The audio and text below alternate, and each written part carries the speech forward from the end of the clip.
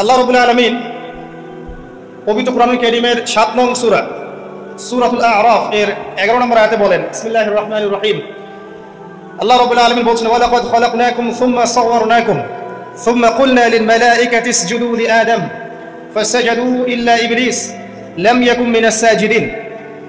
আল্লাহ রাব্বুল আলামিন বলেন, ওয়া লাকাদ খালাকনাকুম, নিঃসন্দেহে আল্লাহ রাব্বুল আলামিন সেই সত্তা যিনি তোমাদেরকে সৃষ্টি করেছেন।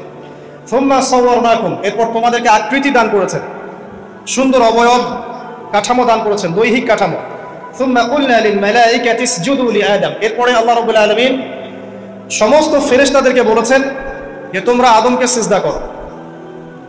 আর সূরা বাকারার মধ্যে আছে আল্লাহ পাক সৃষ্টি করার পরে আদম আলাইহিস সালামকে নাম শিক্ষা দিয়েছেন, অর্থাৎ জ্ঞান শিক্ষা দিয়েছেন, এবং এমন জ্ঞান শিক্ষা দিয়েছেন যেই জ্ঞান ফেরেশতারাও জানতেন না। আল্লাহ পাক ফেরেশতাদেরকে বলেছিলেন যে তোমরা এই নামগুলো বলে দাও দেখি, যদি তোমরা সত্যবাদী হয়ে থাকো। ফেরেশতারা এই নামগুলো বলতে পারেননি। তারা বলেছিলেন, লা ইলমা লানা ইল্লা মা আল্লামতানা, আপনি আমাদেরকে যা শিখিয়েছেন এর বাইরে আমাদের কোনো জ্ঞান নেই। এরপর আল্লাহ পাক আদম আলাইহিস সালামকে বলেছেন, আদম তুমি নামগুলো বলে দাও দেখি। এরপর আদম আলাইহিস সালাম সুন্দর করে সব নামগুলো বলে দিয়েছেন, কারণ আল্লাহ পাক তাকে সেই জ্ঞান শিক্ষা দিয়েছিলেন। এরপরে আল্লাহ রাব্বুল আলামিন ফেরেশতাদেরকে বলেছেন তোমরা আদমকে এখন সিজদা করো, কারণ জ্ঞানের মানদণ্ডে আদম তোমাদের চেয়ে শ্রেষ্ঠ। সুবহানাল্লাহ।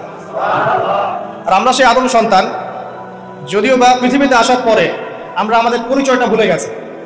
সেই আদম সন্তান যে আদমকে আল্লাহ রাব্বুল আলামিন ফেরেশতাদেরকে দিয়ে সম্মানিত করলেন, সিজদা করালেন, সেই আদম সন্তান এখন আল্লাহর জমিনে শিরক করে, নবী সাল্লাল্লাহু আলাইহি ওয়াসাল্লামের সুন্নতের অনুসরণ করতে চায় না, নবীদের আদর্শ মানতে চায় না, কোরআন এবং সুন্নাহ মেনে জীবন করতে চায় না।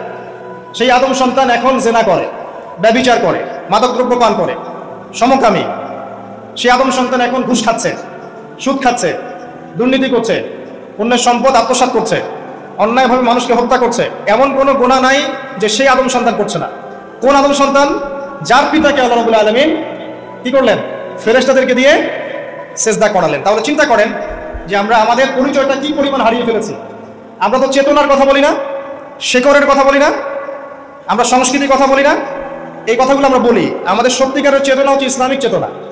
সত্যিকারের শেকড় হচ্ছে এই শেকড় যে আমরা আদম আলাইহিস সালামের সন্তান, যে আদমকে আল্লাহ রাব্বুল আলামিন ফেরেশতাদেরকে দিয়ে সিজদা করিয়েছেন জ্ঞানের কারণে। আজকে সেই আদম সন্তান দেখবেন জ্ঞান অর্জন করতে চায় না, দিনের জ্ঞান অর্জন করতে চায় না, দুনিয়ার জ্ঞান অর্জন করতে চায়, দিনের জ্ঞান অর্জন করতে চায় না। যে জ্ঞান তাকে পরকালে নাজাতের ওসিলা করবে, সেই কোরআনটুকু তিলাওয়াতও করতে চায় না, তিলাওয়াত করা শিখতেও চায় না, আগ্রহী নাই। তাহলে আমরা কি পরিমাণ আমাদের শেকড়টা ভুলে গেছি, চেতনা হারিয়ে ফেলেছি, আমাদের মূল সংস্কৃতি থেকে দূরে সরে আসছি। একটু চিন্তা করেন। সামনে যাই। আল্লাহ রাব্বুল আলামিন বলছেন, এরপর সুন্দর আকৃতি দিয়ে আদমকে আমি ফেরেশতাদেরকে দিয়ে সিজদা করালাম। ফাসাজাদু, সবাই সিজদা করলো, প্রত্যেকটা ফেরেশতা কি করলো? সিজদা করলো। ইল্লা ইবলিস, কে সিজদা করলো না? ইবলিস। ইবলিস সিজদা করলো না। ইবলিস কে ছিল? সে কিন্তু কোনো ফেরেশতা ছিল না। সে ছিল একজন জিন। কানা মিনাল জিন্নি, সূরা কাহফে আল্লাহ বলেছেন কানা মিনাল জিন্নি, সে জিনদের একজন ছিল। ঠিক আছে।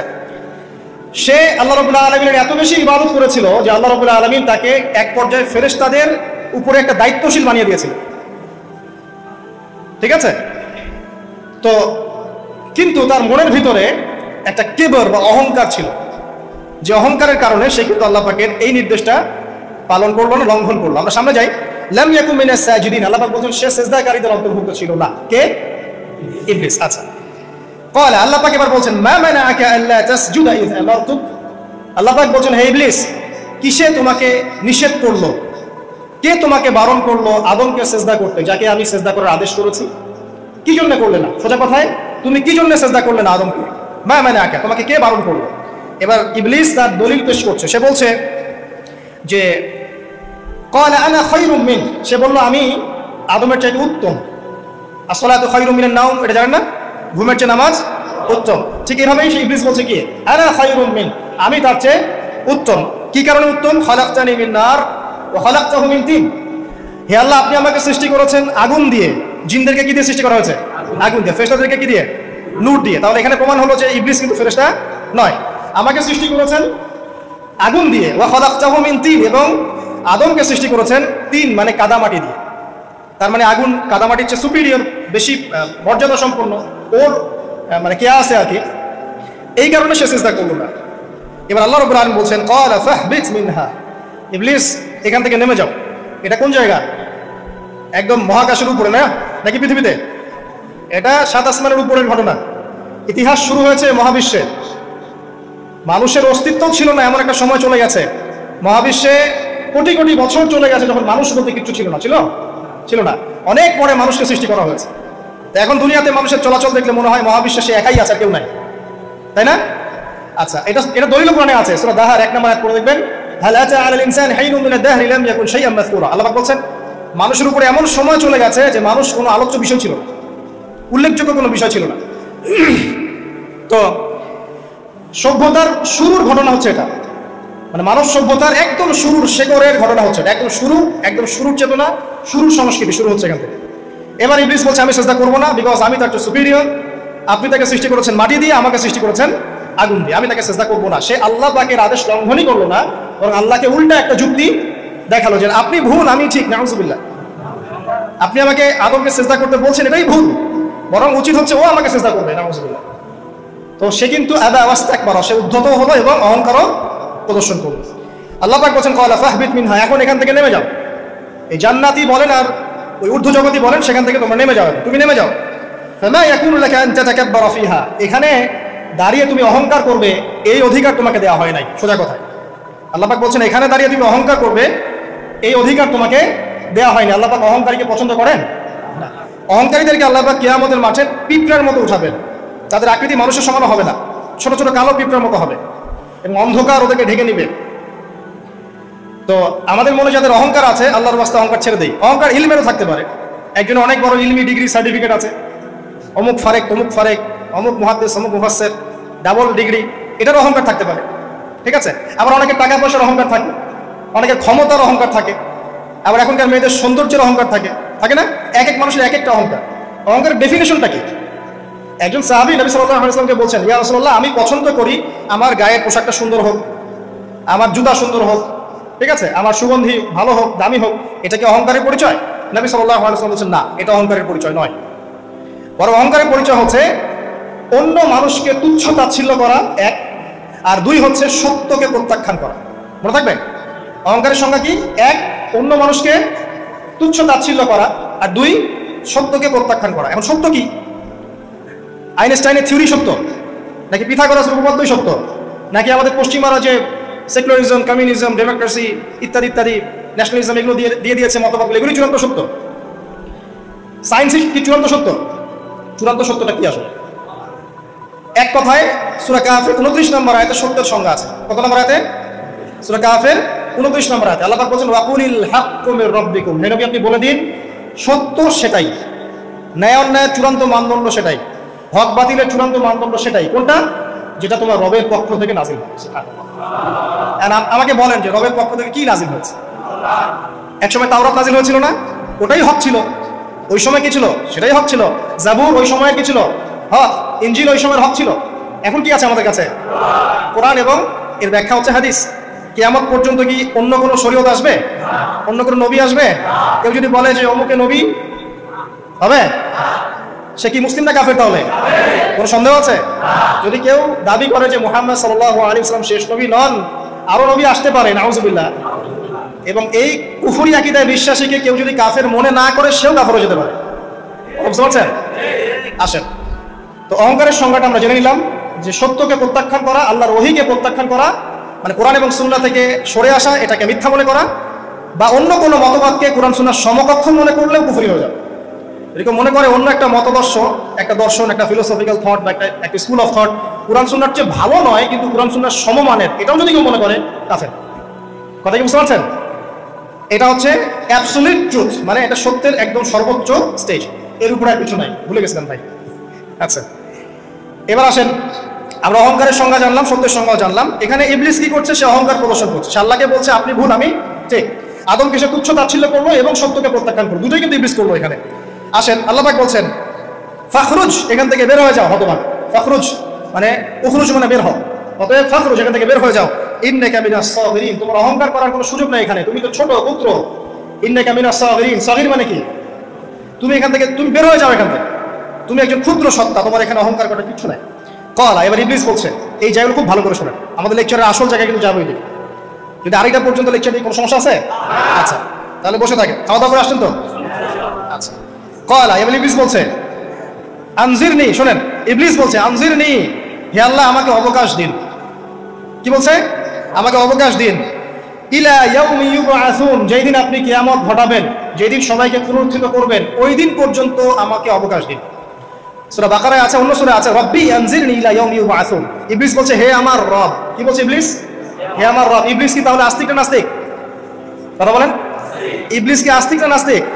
আস্তিক। ইবলিস বলছে যে ইয়া রব্বি, রব্বি হে আমার রব, হে আমার প্রতিপালক। আল্লাহকে ইবলিস বলছে হে আমার প্রতিপালক, আনজিরনি আমাকে অবকাশ দিন, ইলা ইয়াউমি ইউবআসুন, কিয়ামত দিবস পর্যন্ত, বা যেদিন আপনি পুরো মানব জাতিকে উঠাবেন কবর থেকে, আবার ওই দিন পর্যন্ত আমাকে অবকাশ দিন। তার মানে কিয়ামত যে হবে এটা নতুন করে লেখা হয় নাই, সভ্যতায় হিস্ট্রির শুরু থেকে কিয়ামত ছিল। কথা বুঝতে পারছেন? ফেরেশতারাও জানতেন যে একদিন মহাবিশ্ব ধ্বংস হয়ে যাবে। যখন পৃথিবীতে মানুষকে পাঠানো হয়নি তার আগেই ফেরেশতারা জানতেন, আল্লাহ পাকের ইলমে ছিল এবং তিনি এটা ফয়সালা করে দিয়েছিলেন যে একদিন এই পুরো মহাবিশ্বই ধ্বংস হয়ে যাবে। ইবলিস আগে থেকে জানতো যে কিয়ামত হবে, এই জন্য সে বলছে আমাকে কিয়ামত পর্যন্ত অবকাশ দিন। আল্লাহ পাক এবার কি বলছেন দেখেন, ইবলিস আল্লাহর কাছে চাইলো, আল্লাহ পাক তাও তাকে ফেরত দিলেন না। আর আমরা আল্লাহর কাছে চাইতে এখন হতাশা হয়ে যায় না, দোয়া করতে থাকি আর বলি যে আমার দোয়া কবুল হচ্ছে না।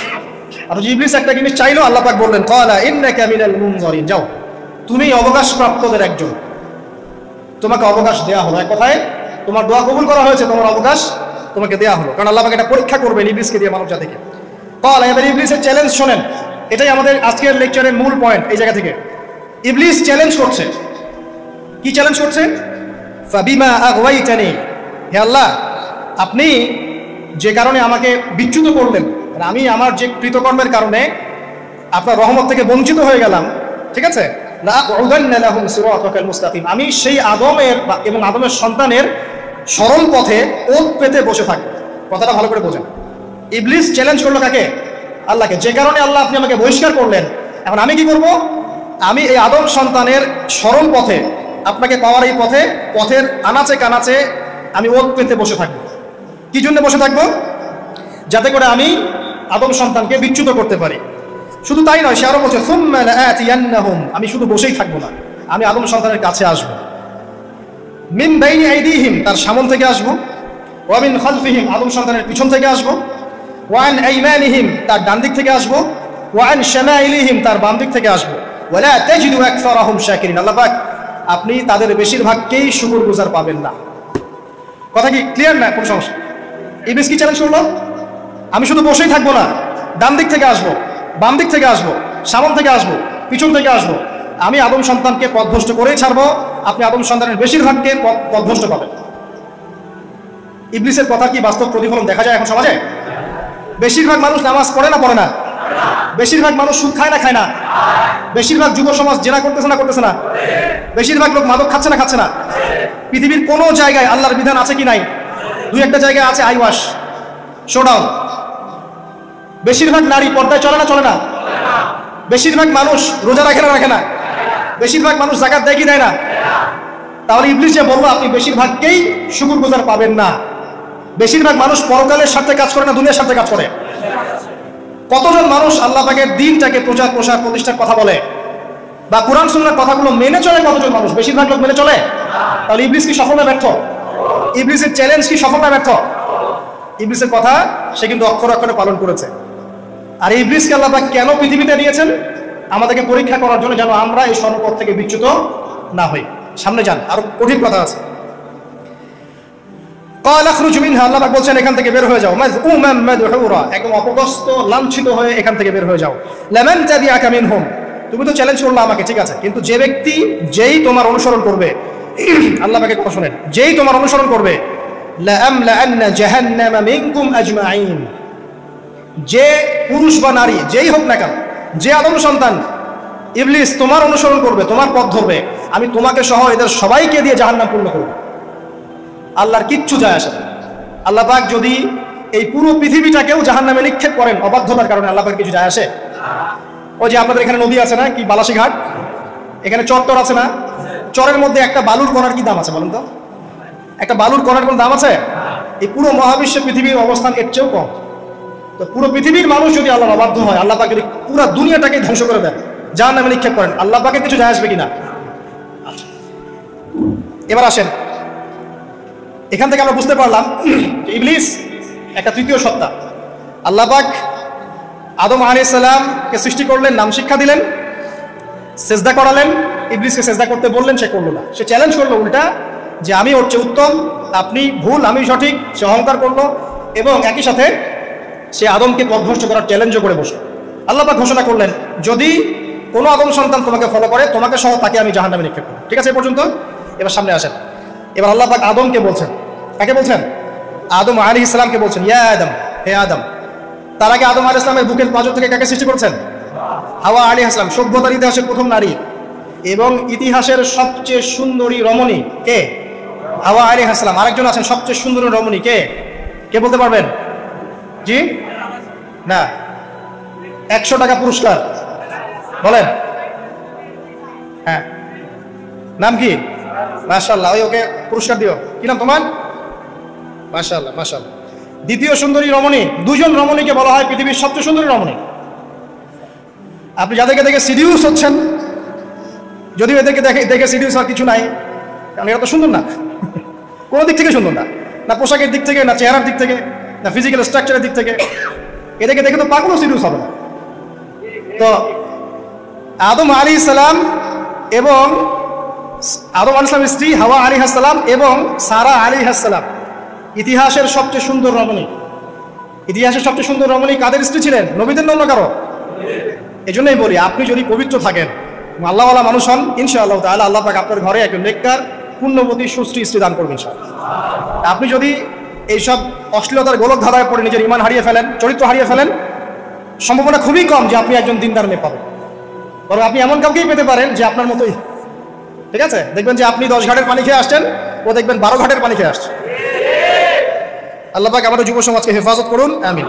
আল্লাহ পাক এবার আদম আলাইহিস সালামকে বলছেন, ইয়া আদম, হে আদম, উসকুন আনতা ওয়া যাওজুকাল জান্নাহ। আদম শোনো, তুমি এবং তোমার স্ত্রী দুইজন এখন জান্নাতে থাকো। কোথায় থাকো? জান্নাতে থাকো। ওয়া কুলা মিন হাইসু শি'তুমা, যেখানে ইচ্ছা সেখান থেকে খাবার খাও। জান্নাতের নাজ নেয়ামতের কথা তো আপনারা শুনেছেন অনেক, আমি ওইগুলো বলতে যাচ্ছি না, সময় চলে যাবে। যা ইচ্ছা তাই পাবেন সেখানে, যা ইচ্ছা তাই। এমন একটা জায়গা যেটা কখনো কোনো চোখ দেখে নাই, কোনো কান শোনেও নাই। চোখ না দেখলেও, কান না শুনলেও মানুষ মনে মনে অনেক কিছু কল্পনা করে না, এটা কল্পনাও করার সুযোগ নাই। এত উন্নত মানের একটা জায়গা। তোমরা দুজন এখানে থাকো, জান্নাতের যে কোনো জায়গায় যাও, খাওয়া দাওয়া করো, কোনো সমস্যা নেই। কিন্তু ওয়ালা তাকরাবা হাদিহিশ শাজার, মানে কি, এই যে গাছটা আছে, এই গাছের কাছে যেও না। একটা শর্ত খালি দিলাম, গাছের কাছে যেও না। গাছের নাম কি এগুলো আমাদের আলোচনার বিষয় না। বিষয়টা হচ্ছে আল্লাহ পাকের আদেশটা কি। গাছটা আম গাছ হতে পারে, জাম গাছ হতে পারে, কদু গাছ হতে পারে, যে কোনো গাছ হতে পারে। এটা নিয়ে আমাদের কোনো মাথা ব্যথা নাই। মাথা ব্যথা হচ্ছে আল্লাহ পাকের আদেশ, এই গাছের কাছে যেও না, বাস যেও না। আচ্ছা, ফাতাকুনা মিনাজ জালিমিন, যদি চলে যাও তোমরা দুজন এখানে, তাহলে তোমরা দুজন কিন্তু জালেম হয়ে যাবে। আল্লাহ পাকের হুকুম অবাধ্য করলে মানুষ কি হয়ে যায়? জালেম হয়। এই জন্য আমরা দোয়ায় বলি, আল্লাহুম্মা ইন্নী যালামতু নাফসি, বলি না? হে আল্লাহ, আমি আমার নফসের উপর জুলুম করেছি। রব্বানা যালামনা আনফুসানা, বলি না? আল্লাহ, আমরা আমাদের উপর জুলুম করেছি। তো আমরা যখন পাপ করি, মানে আমরা জুলুম করে ফেলেছি। তো তোমরা দুজন এই গাছের কাছে যেও না, যদি যাও তাহলে জুলুম করে ফেলবে এবং জালেম হয়ে যাবে। এবার ইবলিস তো আর বসে নাই, সে তো চ্যালেঞ্জ করেছে, করে নাই? আচ্ছা, এবার ইবলিস কি করছে? ফাওয়াসওয়াসা লাহুমা আশ-শাইতান, এবং ইবলিস এবার এদের দুজনকে ওয়াসওয়াসা প্রদান করতে শুরু করলো। ইবলিস কি করলো? ওয়াসওয়াসা প্রদান করতে শুরু করলো। ওয়াসওয়াসাটা এমন ছিল যে, হাল আদুল্লুকা আলা শাজারাতিল খুলদি ওয়া মুলকিন লা ইয়াবলা। ইবলিস এসে আদম এবং হাওয়া আলাইহিস সালাম তাদেরকে উস্কে দিতে লাগলো যে, আমি কি তোমাদেরকে এমন কোনো গাছের কথা বলবো যেই গাছের ফল খেলে তোমরা চিরস্থায়ী হয়ে যাবে, কখনো মরবে না, এবং এমন রাজত্ব পাবে যে রাজত্বের কোনো ক্ষয় নাই। ইবলিসের টোপটা কি দেখলেন? চিরস্থায়িত্বের টোপ এবং কিসের টোপ? রাজত্বের টোপ। এটা সূরা তাহার মধ্যে আছে। অন্য সূরায় আছে যে, আমি কি বলে দিব এমন গাছের কথা যেই গাছের ফল খেলে তোমরা ফেরেশতা হয়ে যাবে, কখনো মরবে না। তাহলে চিরস্থায়িত্বের টোপ এবং এই যে কিসের? রাজত্বের এই যে টোপ, এই দুইটা হচ্ছে মানুষকে আল্লাহর পথ থেকে ডিসিভ করার একটা মানদণ্ড। কথা বুঝতে পারছেন? এই পৃথিবীতে যত মানুষ পথভ্রষ্ট হয়ে গেছে জন্য হয়েছে অনেকেই, আর অনেকে চিরস্থায়িত্বের জন্য হয়েছে। ফেরাউন নমরুদ চিরস্থায়িত্বের লোভে পড়ে পথভ্রষ্ট হয়নি? আর ওই সময় থেকে শুরু করে এখনকার বিশ্বে যারা ক্ষমতাধর, এরা কি ক্ষমতার দাপটে পথভ্রষ্ট হচ্ছে না?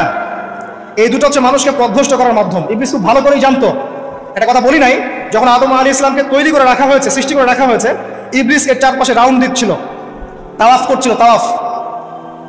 এবং মানব শরীরের এবং মানব মস্তিষ্কের মননের দুর্বল পয়েন্টগুলো সে ফাইন্ড আউট করছিল, কারণ সে কিন্তু অনেক জ্ঞানী ছিল, সে কিন্তু প্রচণ্ড জ্ঞানী ছিল। এবং এখনও কিন্তু সে প্রচণ্ড জ্ঞানী, এবং তার অভিজ্ঞতা ঝুলি এখন অনেক বেশি, তাই না? ওর বয়স হয়ে গেছে না, এখন প্রচুর বয়স। তো তাওয়াফ করে করে সে মানুষের দুর্বল জায়গাগুলো ফাইন্ড আউট করেছে। একটা হচ্ছে পেট, একটা প্রবৃত্তি, একটা হচ্ছে নারীর প্রতি আসক্তি, ঠিক আছে, একটা ক্ষমতার লোভ, একটা চিরস্থায়িত্বের লোভ। এগুলো হচ্ছে মানুষের দুর্বল জায়গা। ইবলিস এগুলো ফাইন্ড আউট করে ওইভাবে চাল দিয়েছে। কথা বুঝতে পারছেন? একটু খেয়াল করে দেখেন, এখনকার বিশ্বে যত অন্যায় হচ্ছে ম্যাক্সিমাম পাপ হচ্ছে পেটের কারণে। পেট। সুদ খায় কেন? পেটের কারণে। ঘুষ খায় কেন? পেটের কারণে।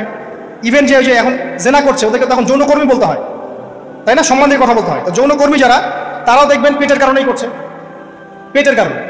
তারপর দেখবেন মানুষের সম্পদ আত্মসাৎ, ওই যে ছেলে মেয়ে বাল বাচ্চার জন্য। পেট মানে মূল জিনিসটা কি? পেট। এবং চিরস্থায়িত্ব, ক্ষমতার দাপট আর প্রবৃত্তির দাসত্ব, এগুলো হচ্ছে মানুষের সবচেয়ে দুর্বল পয়েন্ট। দেখবেন ম্যাক্সিমাম পাপ হচ্ছে মেয়েদের কারণে। মেয়েদের কারণে না, মেয়ের পিছনে। মেয়ের পিছনে আপনি চলে গেছেন, এখানে আত্মহত্যা করছে কেউ, কেউ এখানে আপনার জেনা করছে, কেউ ধর্ষণ করছে, কেউ পরকে লিপ্ত হচ্ছে। মানে মেয়েরই কোনো পাপ। ওই যে বলে না, দুইটা পাপ যাকে পেয়ে গেছে তার লাইফটা ক্র্যাশড। একটা হচ্ছে মেয়ে, একটা হচ্ছে টাকা। অর্থ সম্পদের লালসা যার মধ্যে পেয়ে বসেছে, এর জীবন শেষ। আর যার মেয়ের নেশা আছে, মেয়ের নেশা যার মধ্যে আছে, এর জীবন শেষ।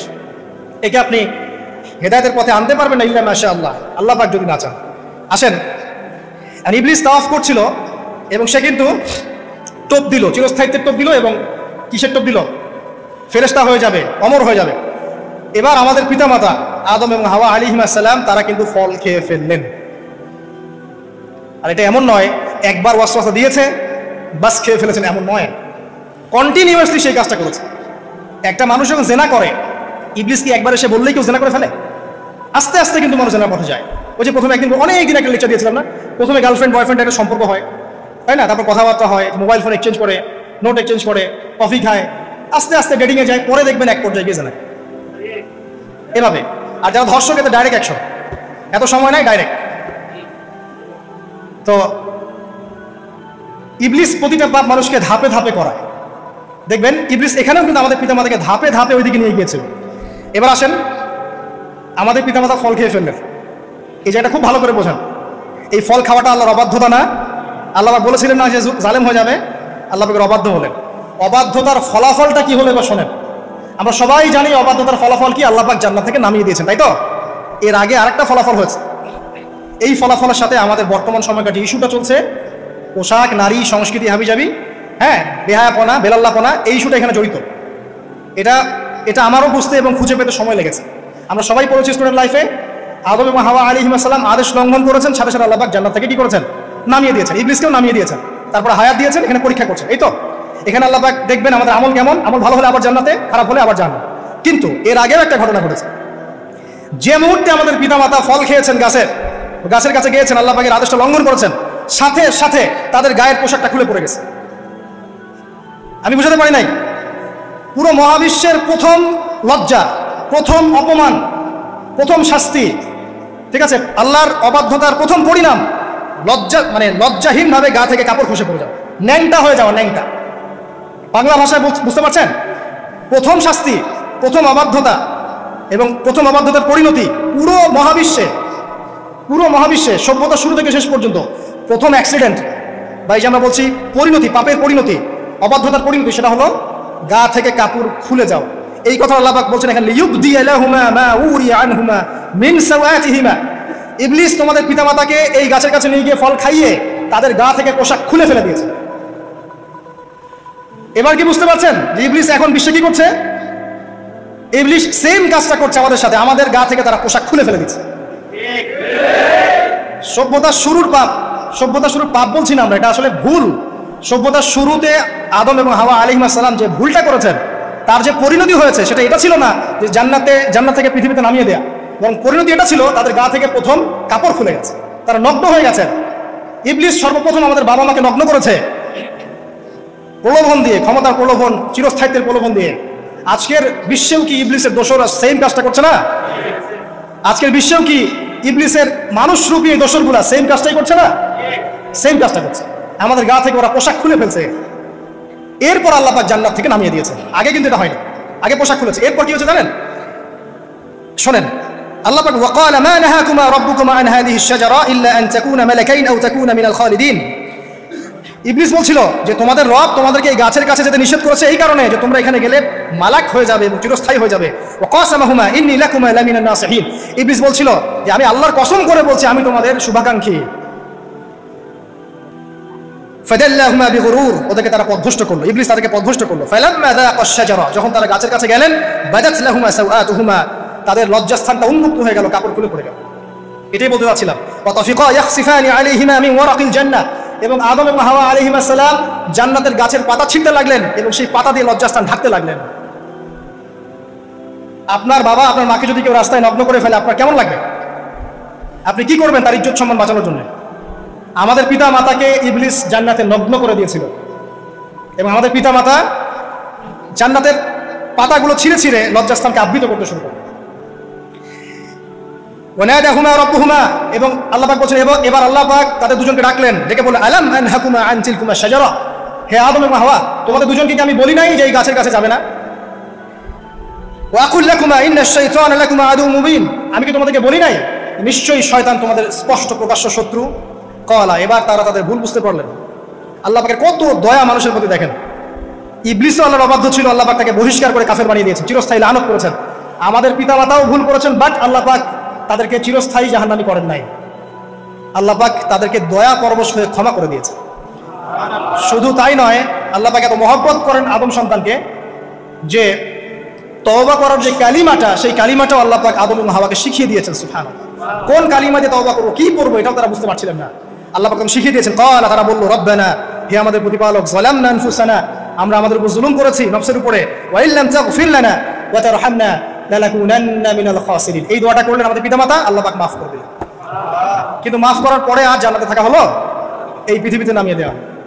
পৃথিবীতে নামিয়ে দেওয়ার পরে একটা হায়াত দেওয়া হলো, কারো 50, 60, 70, 100, 200, 500, 1000 ইত্যাদি, এবং আল্লাহর পক্ষ থেকে ঐশী গ্রন্থ পাঠানো হলো, কখনো তাওরাত, কখনো জাবুর, কখনো ইনজিল ইত্যাদি, কখনো কোরআন। শর্ত দেওয়া হলো যারা আল্লাহ পাকের ঐশী গ্রন্থগুলো মেনে চলবে তারা ইনশাআল্লাহ আবার মৃত্যুর পর সেই জান্নাতে ফিরে যাবে যেখান থেকে তারা বহিষ্কৃত হয়েছে। আর যে বা যারাই আল্লাহ পাকের এই আয়াত, নিদর্শন এবং ঐশী গ্রন্থগুলোকে অস্বীকার করবে, এটাকে মিথ্যা প্রতিপন্ন করবে, আল্লাহ পাক এদের সবাইকে জাহান্নাম পূর্ণ করবে ইনশাআল্লাহ। আল্লাহ পাক এটাও বলেছেন যে আল্লাহ পাক ওয়ালাকাদ যারানা লি জাহান্নামা কাসীরাম মিনাল জিন্নি ওয়াল ইনস, আল্লাহ পাক বহু মানুষ আর জিনকে দিয়ে জাহান্নাম পূর্ণ করবেন। কারণ এই দুই জাতিকে পাঠানো হয়েছিল পৃথিবীতে শুধু আল্লাহর ইবাদত করার জন্য। ওয়া মা খালাকতুল জিন্না ওয়াল ইনসা ইল্লা লিয়াবুদুন, এরা সেটা করে নাই। এই কারণে আল্লাহ পাক হাদিসের মধ্যে জানিয়েছেন প্রতি 1000-999 জন মানুষকে আল্লাহ পাক জাহান্নামে পাঠিয়ে দেবেন, তবে বেশিরভাগ জান্নাতি হবে এই উম্মতে মুহাম্মাদের মধ্যে। এবার শোনেন, আমাদের পিতামাতার এই পরিণতির পর আল্লাহ পাক যখন আমাদেরকে পৃথিবীতে পাঠালেন, আল্লাহ পাক আমাদেরকে নগ্ন করে পৃথিবীতে রাখেন নাই। সুবহানাল্লাহ, আল্লাহ পাক আসমান থেকে লিবাস পাঠিয়েছেন। এই যে সমাজ বিজ্ঞানের বইগুলোতে লেখা আছে না, মানুষ আগে নগ্ন ছিল, গাছের ছালপাতা পরে থাকতো, তারপরে বন্যপ্রাণী শিকার করতো, গুহায় গুহায় থাকতো, বোগাস মিথ্যা বাজে কথাগুলো, একদম টোটাল মিথ্যা কথাগুলো। আল্লাহ রাব্বুল আলামিন সভ্যতা শুরু করেছেন নবী দ্বারা, সভ্যতা শেষও করবেন নবী দ্বারা। প্রত্যেক যুগে যুগে সভ্যতা ধারক এবং বাহক ছিলেন নবীগণ। আর আদম আলাইহিস সালাম পৃথিবীতে আসার পর নগ্ন হয়ে থাকেন নাই। আল্লাহ পাক আসমান থেকে লেবাস পাঠিয়েছিলেন। সুবহানাল্লাহ, আল্লাহ পাক আমাদেরকে নগ্ন করে রাখেন নাই। এবার দেখেন আল্লাহ পাক কি বলছেন, ইয়া বানি আদম, আচ্ছা আসেন, ইয়া বানি আদম, হে বনু আদম, কাদেরকে বলছেন? আমাদেরকে। কদ আনজালনা আলাইকুম লিবাসান ইউয়ারি সাওআতিকুম ওয়া রিশা, হে বনু আদম, আমি তোমাদেরকে নগ্ন ছেড়ে দিচ্ছি না, আমি তোমাদের জন্য লেবাস আর পোশাক পাঠাচ্ছি, যেই পোশাক দিয়ে তোমরা তোমাদের লজ্জাস্থানকে আবৃত করবে এবং সৌন্দর্য বর্ধন করবে। এটা করছি না আমরা এখন? আচ্ছা, ওয়া লিবাসুত তাকওয়া যালিকা খায়র, আর তাকওয়ার লেবাস, তাকওয়ার পোশাকটা হচ্ছে সবচেয়ে উত্তম। যেমন দেখেন আমাদের সতর কি এই নাভির উপর থেকে হাঁটু নিচ পর্যন্ত না, তাই বলি কি আমরা সবাই এভাবেই ঘুরি? এটা সর্বনিম্ন একটা স্কেল, তাই না? এর উপর আপনি জুব্বা পরছেন, পাগড়ি পরছেন, টুপি পরছেন, বা আপনি হয়তো আরো ঢিলেঢালা কোনো পোশাক পরছেন, এই পোশাকটাকে বলা হচ্ছে তাকওয়ার পোশাক। ওয়া লিবাসুত তাকওয়া যালিকা খায়র, এটা আরো উত্তম। একজন মেয়ে, অনেক আলেম বলছেন যে চোখ, এই চোখটুকু ঢেকে বের করে দেখা যাবে, বলছে না? অনেকে বলেছেন কিনা? কিন্তু এটাও যদি কেউ সামনে জিলবাব দিয়ে ঢেকে রাখে তাহলে কি উত্তম নয়? পর্দার ক্ষেত্রে উত্তম নয়? তো লিবাসুত তাকওয়া যালিকা খায়র, তাকওয়ার যে পোশাক সেটা আরো উত্তম বেশি। নরমালি তো পোশাক দিয়েছি, তাকওয়ার পোশাক সবচেয়ে উত্তম বেশি। আল্লাহ পাকের একটা সতর্কবাণী শুনে নেবার, যালিকা মিন আয়াতিল্লাহ, এই পোশাকটা আল্লাহ পাকের নিদর্শন। পোশাকটা কি? আল্লাহ পাকের নিদর্শন, লাআল্লাকুম ইয়াযাক্কারুন, যাতে করে তোমরা স্মরণ করতে পারো। কি স্মরণ করবো? ওই যে আমাদের পিতামাতাকে নগ্ন করে দিয়েছে ইবলিস, এটা মনে রাখতে পারো তোমরা, এটা আল্লাহ পাকের নিদর্শন। ইয়া বানি আদম, হে বনু আদম, লা ইয়াফতিনান্নাকুমুশ শাইতান। এবার শোনেন, আল্লাহ পাক আমাদেরকে বলছেন, হে বনু আদম, লা ইয়াফতিনান্নাকুমুশ শাইতান, শয়তান যেন আবার তোমাদেরকে ফিতনায় ফেলতে না পারে। পৃথিবীতে তোমরা থাকবে, শয়তানের বহু দোসর তোমাদের সামনে থাকবে, ডানে বামে, ডান থেকে আসবে, বাম থেকে আসবে, হ্যাঁ, সামনে পিছন থেকে আসবে, মিডিয়ার মধ্যে দিয়ে তোমাদের ঘরে ঘরে ঢুকে যাবে শয়তানের দোসর। লা ইয়াফতিনান্নাকুমুশ শাইতান, শয়তানের দোসররা যেন তোমাদেরকে ফিতনায় ফেলতে না পারে। কে বলছেন? আল্লাহ পাক বলছেন। কিরকম ফিতনা? কামা আখরাজা আবাওয়াইকুম মিনাল জান্নাহ, ঠিক যেভাবে শয়তান তোমাদের পিতামাতাকে জান্নাত থেকে বের করে দিয়েছিল, ওই রকম ফিতনায় যেন ফেলতে না পারে। ঠিক আছে? ওয়ায়ানজিউ আনহুমা লিবাসাহুমা, এবং শয়তান তোমাদের পিতামাতার লেবাস খুলে ফেলেছিল, নগ্ন করে দিয়েছিল, নগ্নতা, বেহায়াপনা, অশ্লীলতা শিখিয়েছিল, ওইদিকে ধাবিত করতে চেয়েছিল। শয়তানের দোসররা যেন এটা করতে তোমাদের সাথে না পারে, সতর্ক থাকবে। লিউরিয়াহুমা সাওআতিহিমা, যাতে করে তোমাদের লজ্জাস্থানটা উন্মুক্ত হয়ে যায়। ইন্নাহু ইয়ারাকুম, নিশ্চয় শয়তান তোমাদের সবাইকে দেখতে পায়। হুয়া ওয়া কাবিলুহু, সে এবং তার পুরো কবিলার লোকজন, মিন হাইসু লা তারাউনাহুম, এমন জায়গা থেকে যে জায়গা তোমরা দেখতে পারো। আর শয়তান এবং তার অনুসারী যারা আছে, হোক মানুষ আর জিন, তারা তোমাদেরকে দেখতে পারে এমন জায়গা থেকে যা তোমরা দেখো না। আর আমরা যারা এই বিশ্বে আছি, আমরা সবাই এখন খেলার পুতুলের মতো খেলছি, যারা নিয়ন্ত্রণ করে বিশ্ব, এদেরকে কেউ দেখতে পারে না, এরা মানুষ শয়তান। কথা বুঝতে পারছেন? আর এমনি জিন শয়তান যারা আছে, এদেরকে তো আমরা দেখতে পারি না, অনেক দূর থেকে তারা আমাদেরকে দেখতে পারে। আল্লাহ পাক সতর্ক করছেন এটা। ইন্না জাআলনা আশ-শায়াতিন আউলিয়া লিল্লাযিনা লা ইউমিনুন, শোনেন, নিশ্চয়ই যারা আমার প্রতি ঈমান আনে না বা আমার অবাধ্য হয়, আমার আদেশ মানে না, তাদের সাথে আমি শয়তানকে বন্ধু বানিয়ে দিয়েছি। এবার বুঝলেন কেন বললাম এরা মানুষ শয়তান? বিকজ এদেরকে আল্লাহ পাক শয়তানের বন্ধু বানিয়ে দিয়েছেন, শয়তানের বন্ধু। অন্য সূরায় আছে, শয়তান, জিন শয়তান মানুষ শয়তানকে ওহী করে, জিন শয়তান মানুষ শয়তানের মাথায় এসব বুদ্ধি ঢালে। শয়তানি বুদ্ধিগুলো শয়তান মানুষের মাথায় ঢালে, মানে মানুষ মাথাটা আগে সে রিড করেছে কাকে কোন দিক দিয়ে রিসিভ করা যাবে। ঠিক আছে? আচ্ছা, এরপরে আরো আল্লাহ পাক বলছে, ওয়াইদা ফাআল ফাহিশাতান, তারা যখন কোনো ফাহিশা কাজ করে, নোংরা বেহায়ার মতো কাজ করে, ক্বালু, তারা বলে, ওয়াজাদনা আলাইহি আবানা, এরকম করেই আমরা আমাদের পিতা মাতাদেরকে পেয়েছি। মানে যুগ যুগ ধরে এই সংস্কৃতি চলে আসছে, নগ্নতার সংস্কৃতি, বলে না? কথা বুঝতে পারছেন না? এই কথাই তারা বলে, যেটা কোরআনে আছে। আল্লাহ পাক বলছেন, ক্বালু ওয়াজাদনা আলাইহি আবানা, তারা বলে আমাদের পিতৃপুরুষদেরকে আমরা হাজার বছর থেকে দেখেছি এইভাবেই ড্রেস আপ করতে, এমনি ব্লাউজ ছাড়া শাড়ি পরতে দেখেছি, আমরা এমনি দেখেছি পেট বের করে চলতে, এমনি দেখেছি এই শর্ট কামিজ পরে চলতে, নগ্ন হয়ে চলতে। এখন তো বিক্রি সংস্কৃতি আসে, এবং এটা মুভমেন্ট চলছে, মানে মানুষের দেহ থেকে কাপড় খুলে ফেলার মুভমেন্ট, আন্দোলন শুরু হয়েছে। ঠিক আছে? এবং দোহাই হচ্ছে আমরা হাজার বছর থেকে এমনিই চলছে। এই যে আল্লাহ পাক বলছেন, ক্বালু ওয়াজাদনা আলাইহি আবানা, আমরা এর উপরে আমাদের পিতা মাতাদেরকে পেয়েছি। ওয়াল্লাহু আমারানা বিহা, এরা আরো বলে আল্লাহ আমাদেরকে এই আদেশ করেছেন। নাউযুবিল্লাহ। আল্লাহ বলছেন, আল্লাহ পাকের আদেশ কি? কুল ইন্নাল্লাহা লা ইয়া'মুরু বিল ফাহশা, নিঃসন্দেহে আল্লাহ পাক কোনো ফাহেশা কাজের আদেশ করতেই পারেন না। পারেন? নিঃসন্দেহে আল্লাহ পাক কোনো ফাহেশা, বেলাল্লাহপনা, বেহায়ার মতো কোনো আদেশ, বেহায়াপনা কোনো কাজের আদেশ করতে পারেন না। আচ্ছা, কুলুনা আলাল্লাহি মা লা তা'লামুন, তোমরা কি আল্লাহ সম্পর্কে এমন কথা বলছো যেই কথা তোমরা জানো না? এই পর্যন্ত থাক। এবার আসেন বাস্তবতায় আসেন। এতটুকু যে আমরা হিস্ট্রির সূচনার কথাগুলো বললাম, এখানে আপনারা কিন্তু প্রথম একটা দলিল পেলেন মানুষের দেহ থেকে পোশাক খুলে ফেলে। এরপর আমি পুরো কোরআনটা ঘাটার চেষ্টা করেছি, আদম আলাইহিস সালাম থেকে শুরু করে মুহাম্মদ সাল্লাল্লাহু আলাইহি ওয়াসাল্লাম পর্যন্ত হাজার হাজার শতাব্দী চলে গেছে, তাই নাই? হাজার হাজার বছর চলে গেছে, বহু জাতি এসেছে, বহু জাতি চলেও গেছে। আমরা কি প্রথম জাতি নাকি? এর আগে কত জাতি পৃথিবীতে এসেছে, চলেও গেছে, গেছে না? আচ্ছা, কোরআন ঘেটে ঘেটে ক্লান্ত হয়ে যাওয়ার পর আমরা এমন কোনো জাতি পাচ্ছি না যাদের কথা আল্লাহ পাক বলেছেন যে আমি তাদেরকে ধ্বংস করেছি অশ্লীলতার কারণে, বা এই আপনার বেলাল্লাপনার কারণে, বা ফাহেশা কাজের কারণে।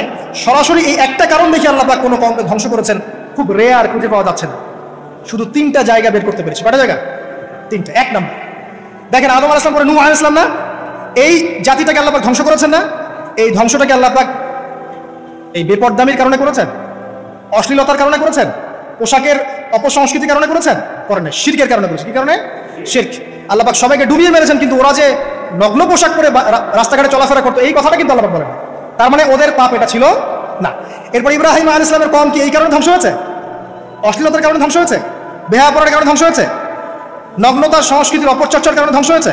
না। শিরকের কারণে। আদ জাতি এই কারণে? না। সামুদ জাতি এই কারণে? না। একটা জাতি পাওয়া যায়, তার নাম কওমে লূত। কি নাম?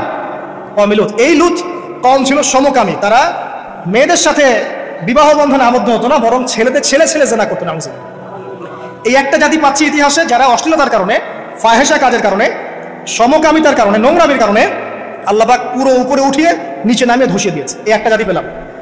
আরেকটা জাতি পাওয়া যায়, তার নাম হচ্ছে বানু ইসরাইল। কি নাম? বানু ইসরাইল। আল্লাহ রাসূল সাল্লাল্লাহু আলাইহি ওয়াসাল্লাম বলছেন যে তোমরা দুনিয়া থেকে বেঁচে থাকো এবং নারীর ফিতনা থেকে বেঁচে থাকো। কারণ বানু ইসরাইল মানে মূসা আলাইহিস সালামের যে কওম ছিল, এই কওমের মধ্যে প্রথম ফিতনা দেখা দিয়েছিল মেয়েদের ব্যাপারে। এই একটা পেলাম যে মেয়েদের কারণে, বেহায়াপনার কারণে, অশ্লীল পোশাকের কারণে, নগ্নতার কারণে একটা সভ্যতাকে আল্লাহ পাক শাস্তি দিয়েছে। দুটো পাওয়া গেল, ঠিক আছে? এক দুই, একটা লুত, একটা হচ্ছে বানু ইসরাইল, ঠিক আছে? আর একটা পাওয়া যায় এটা জোর করে, সেটা হলো নবী মুহাম্মদ সাল্লাল্লাহু আলাইহি ওয়াসাল্লাম নবী হওয়ার ঠিক আগের সময়টা, যেটাকে আমরা কি বলি আইয়ামে জাহিলিয়াত।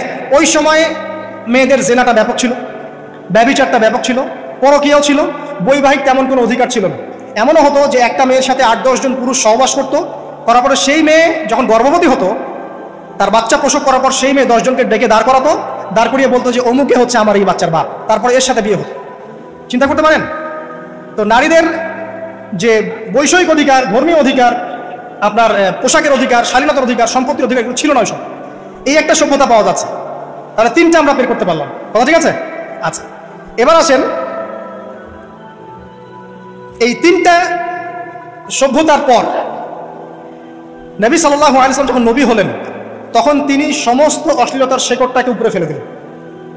সভ্যতার ইতিহাস থেকে শুরু করে আমরা যত জাতির ধ্বংস দেখছি, এই ধ্বংসগুলো শিরকের কারণে হয়েছে, কুফরির কারণে হয়েছে, অবাধ্যতার কারণে হয়েছে। মাত্র কয়েকটা জাতির ক্ষেত্রে অশ্লীলতা, বেহায়াপনা, আপনার ফাহেসা কাজ, এগুলোর রিজন দেখানো হয়েছে।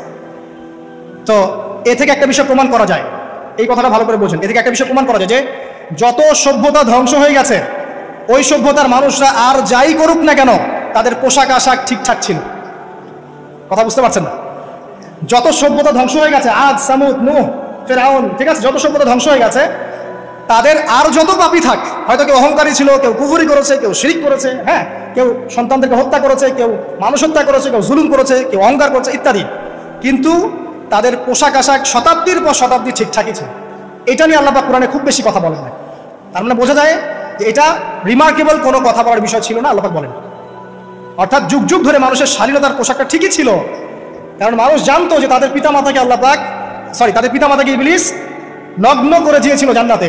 এই কথাটা মানুষের মাথার মধ্যে ছিলই, এবং বিভিন্ন ধর্মগ্রন্থে এটার অস্তিত্ব আছে। আপনি শুধু ইসলাম না, অন্য যে কোনো ধর্মগ্রন্থ ঘাটেন, হিন্দু ধর্মগ্রন্থ ঘাটেন, সেখানে দেখবেন বলা হচ্ছে যেন মেয়েরা পর্দায় থাকে। দেখেন, পরে দেখেন, বেদের মধ্যে এটা আছে, আমি গতকালকেও স্টাডি করেছি। এবং খ্রিস্টান ধর্মগ্রন্থ পড়েন, সেখানে দেখবেন লেখা আছে, ওদের যে ওল্ড নিউ টেস্টামেন্টে আছে, দেখবেন যে যারা মাথার চুল দেখিয়ে বেড়ায় তাদের শাস্তির কথা বলা হয় যে চুল যেন কেটে দেওয়া, ওদের ধর্মগ্রন্থে আছে। যারা জিউস, যারা পুরো বিশ্ব মুসলিমদেরকে অত্যাচার করে থাকে, এদের ধর্মগ্রন্থ পর্যন্ত আছে যে যখন ইসহাক আসছিলেন, একজন নারী জিজ্ঞাসা করলেন কে আসছেন, তার ভৃত্য বললেন যে আমার প্রভু আসছেন, তখন তিনি নেমে নিজে একটা ঢিলাঢালা পোশাক করলেন, তারপর সামনে গেলেন। শুধুমাত্র ইসলাম ধর্মে নয়, যত ধর্ম চলে গেছে পৃথিবীতে, সমস্ত ধর্মের মধ্যেই নারীদের শালীন পোশাকের কথাটা বর্ণিত আছে এখন পর্যন্ত। তার মানে যারা এখন অশালীন বিষয়ের দিকে মানুষকে ধাবিত করতে চায়, এদের আসলে কোনো ধর্ম নাই। ধর্মের সাথে এদের কোনো সম্পর্ক আসলে না। আর আমরা কিন্তু কথা বলছি ধর্মের বেসিসে, হোক সেটা হিন্দুইজম বা খ্রিস্টানিজম বা জিউডিজম বা ইসলাম, আমরা ধর্মের বেসে কথা বলছি। এখন যদি কেউ বলে ধর্মতাত্ত্বিক কথাবার্তা দিয়ে এসবে দলিল দিবেন না, তাহলে তার সাথে একটা ডিবেট হবে আল্লাহ আছেন কি নাই। যদি আমরা ডিবেটে জয়লাভ করি, হ্যাঁ আল্লাহ বলে একজন আছেন, তাহলে আল্লাহ পাকের বিধান কোনটা, এখন চলমান সর্বশেষ বিধান কোনটা, এটাতে আসতে হবে ডিবেট 1 আল্লাহ আছে কি নাই, ডিবেট 2 আল্লাহ পাকের সর্বশেষ ধর্মগ্রন্থ কোনটা। এই তো এই দুটাতে আমরা যদি জয়লাভ করি, এবং ইনশাল্লাহ আমরা সেটা করবো, এটাতে আমাদের কেউ ঠেকাতে পারবেন ইনশাল্লাহ, এটাই সত্য, তাহলে মানুষের উপর ওয়াজিব হয়ে যাবে এটার উপর আমল করা। এখন আমরা এর বেসিসে দেখবো কোনটা ঠিক কোনটা বেঠিক, তাই না, কোনটা সত্য কোনটা মিথ্যা, কোনটা ন্যায় কোনটা অন্যায়, তখন আমরা এর বেসিসে দেখবো, অন্য কোনো ভিত্তির বেসিসে দেখবো না। এখানে চেতনা, যুগ যুগ ধরে চলে আসা সংস্কৃতি, আমাদের বাপদাদা দোহাই, এইসব ইস্যু আনা যাবে না।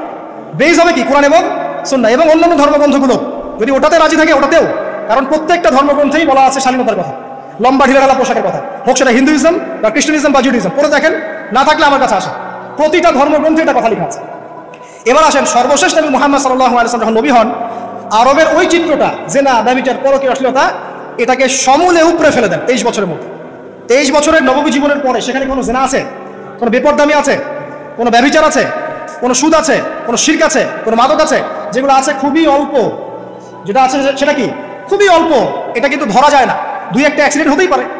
সাহাবীদের যুগেও নামাজ পড়তে গিয়ে কোনো একজন দেখা গেছে অ্যাক্সিডেন্ট হয়ে গেছে, জেনা হয়ে গেছে, এটা তো রেয়ার ঘটনা।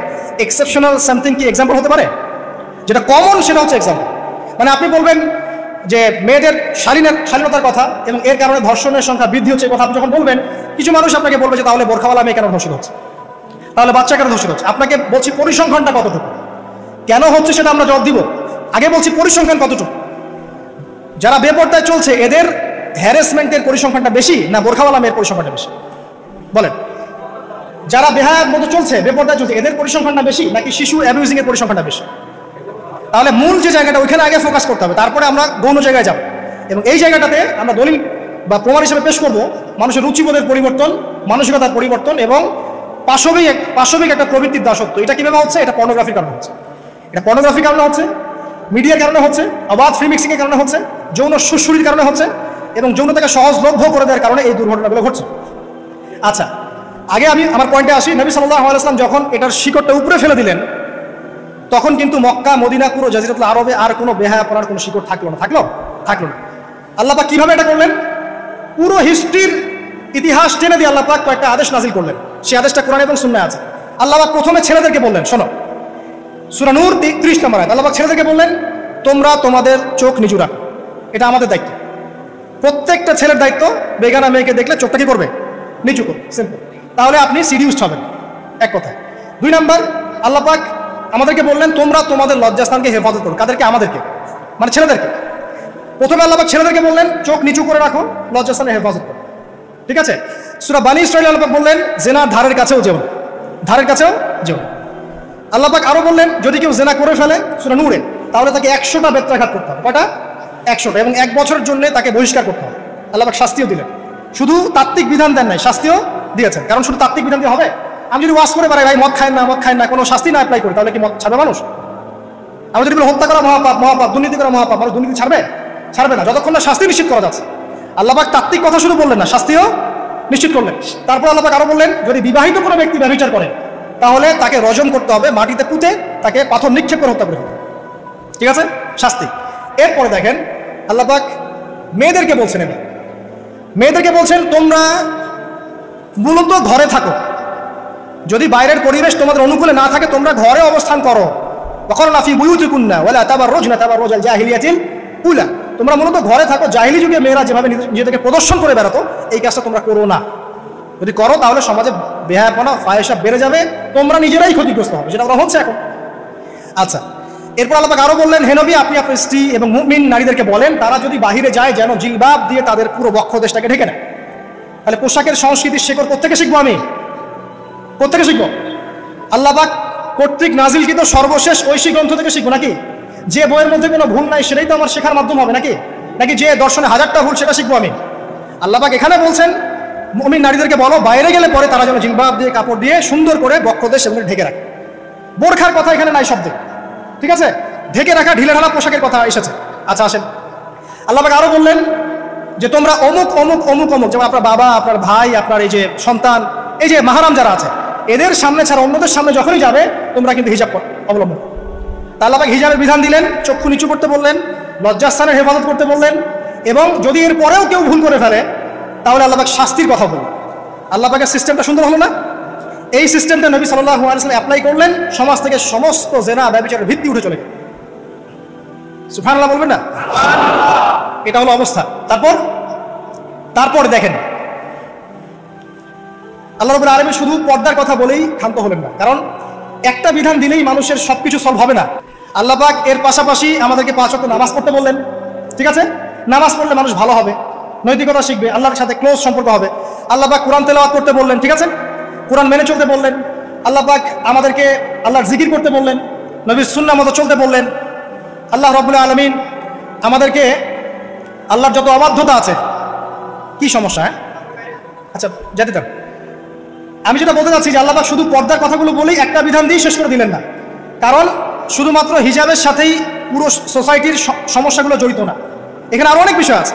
যদি আপনি নৈতিকতা না শেখেন, একটা বোরখাওয়ালা মেয়েকে আপনি টিস করতে পারেন, ঠিক আছে? যদি আপনার মধ্যে আল্লাহর ভয় তাকওয়া না থাকে, আপনি কিন্তু একটা বাচ্চাকে ধর্ষণ করতে পারেন, সুযোগ পেলে আপনি করে ফেলবেন। আপনার মধ্যে আল্লাহর ভয় না থাকলে আপনি কিন্তু গোপনে জেনা করতে পারেন বা পর্ন দেখতে পারেন। তাই আল্লাহ পাক শুধু হিজাবের বিধানটা দিয়েই ক্ষান্ত হলেন না, আল্লাহ পাক আনুষঙ্গিক আর অনেক কথা বললেন যে তোমরা পবিত্র হও, বেশি বেশি আল্লাহ জিকির করো, 5 ওয়াক্ত সালাত নামাজে পড়ো, কোরআন তেলাওয়াত করো, নবীর সুন্নাহ মেনে চলো, দিনই কাজে ব্যস্ত থাকো, সৎ কাজের আদেশ করো, অসৎ কাজে নিষেধ করো। মানে এই সবগুলো কাজ যখন একসাথে হবে, আপনার মনটা কি হবে? পবিত্র হবে, আপনার মনের মধ্যে আল্লাহর নূর চলে আসবে। আপনার মনে আল্লাহর নূর চলে আসবে, তখন এইসব অন্ধকার বা এই যে জাহেলিয়াতগুলো আপনার কাছে ভালো লাগবে না।